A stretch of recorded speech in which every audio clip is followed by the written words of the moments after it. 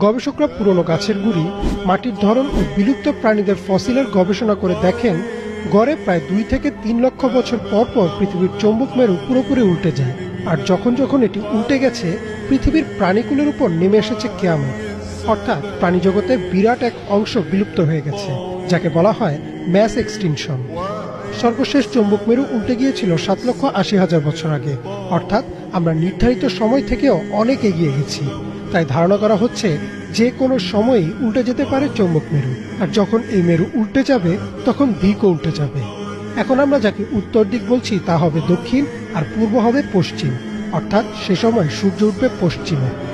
হঠাৎ একদিন সকালবেলা সূর্য পশ্চিম দিক থেকে উঠে যাবে এবং একটা লোকমা মুখে তোলার জন্য মানুষ মুখে নিবে, মুখে তুলতে পারবে না, তার আগে কিয়ামত হয়ে যাবে।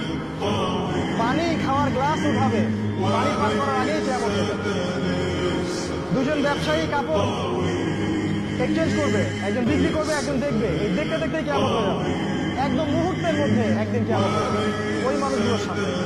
এগুলোর সামনে হতে যাচ্ছে, আমাদের হাতে বেশি সময় নেই। কথাগুলো বলার এই কারণ হচ্ছে সময় কম।